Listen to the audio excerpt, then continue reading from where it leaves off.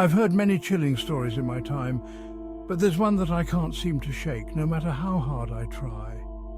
It's a story about a remote boarding school in the Scottish Highlands, St. Mary's to be exact. The kind of place you'd imagine in a Gothic novel. Old creaking halls, towering stone walls, and a constant veil of mist that seemed to cling to the very fabric of the land.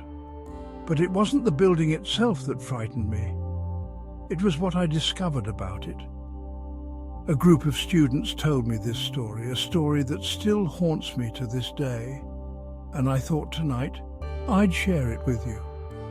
As always, if you enjoy these tales, don't forget to like the video and subscribe to Dr. Scary Tales. You never know what other horrors I might uncover next. Now, where was I? Oh yes, the bells. They say it all began late one night, just after midnight.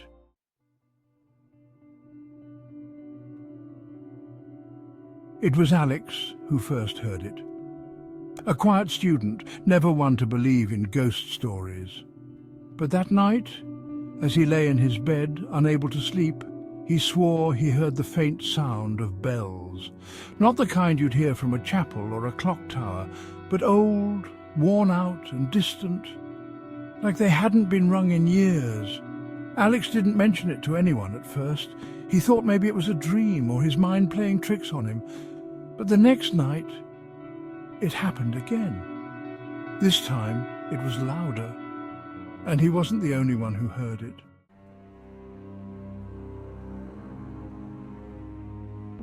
"Did you hear it too?" Sarah asked, her voice barely above a whisper. "Yeah," Alex replied. "It's coming from the old bell tower, isn't it? The one no one's allowed to go near."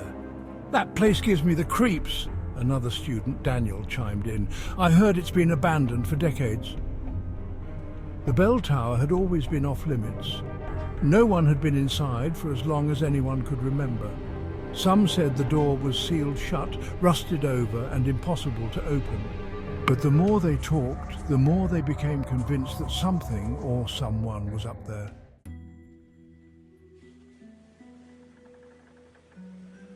The next day, the students' curiosity got the better of them.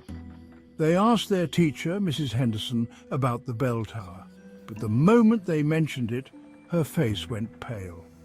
"That bell tower is off limits for a reason," she said sharply. "Don't go near it." Her voice trembled ever so slightly, as though she knew more than she was letting on. But when the students pressed her for details, she quickly changed the subject. It only made them more determined to find out what she was hiding.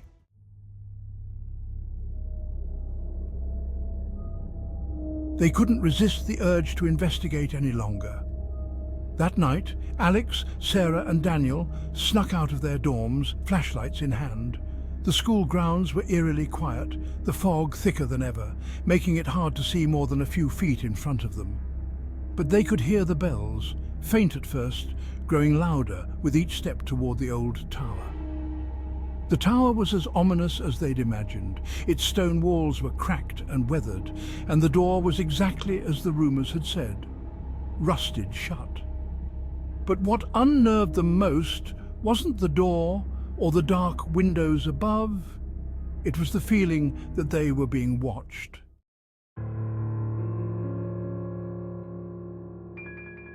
The next day, they decided to dig deeper into the school's history. It was in the dusty archives of the library that they found something disturbing, an old newspaper clipping from decades ago, detailing the mysterious disappearance of the school's former headmistress, Miss Evelyn Morrow. Miss Morrow had vanished one night without a trace. No one knew where she went, and no body was ever found, but there were whispers, rumours that she had been obsessed with the bell tower, that she had spent hours up there late at night ringing the bells, and then, one night, she was gone.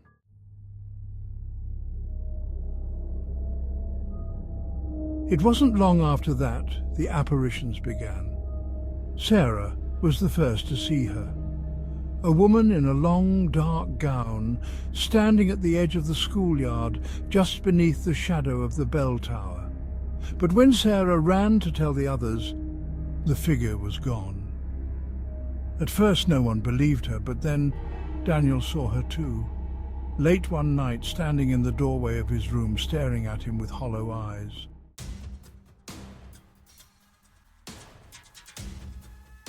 They couldn't ignore it anymore. Something or someone was haunting St. Mary's. The bell tower was at the centre of it all, and they knew they had to go back. This time they brought tools to pry open the rusted door. They had to know what was inside.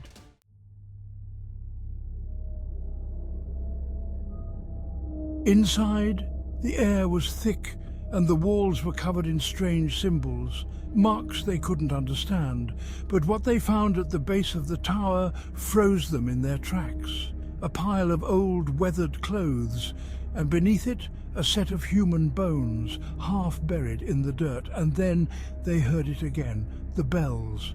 But this time, they weren't coming from above. They were coming from behind them.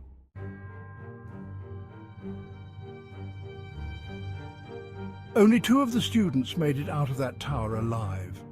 The others, well, they were never the same. They say that even now, if you visit St. Mary's on a quiet night, you can still hear the bells ringing long after midnight. But be warned, if you hear them, you might not be alone. If you enjoyed this story and want to hear more spine-chilling tales like this, make sure to like the video and subscribe to Dr. Scary Tales. Until next time, sleep well.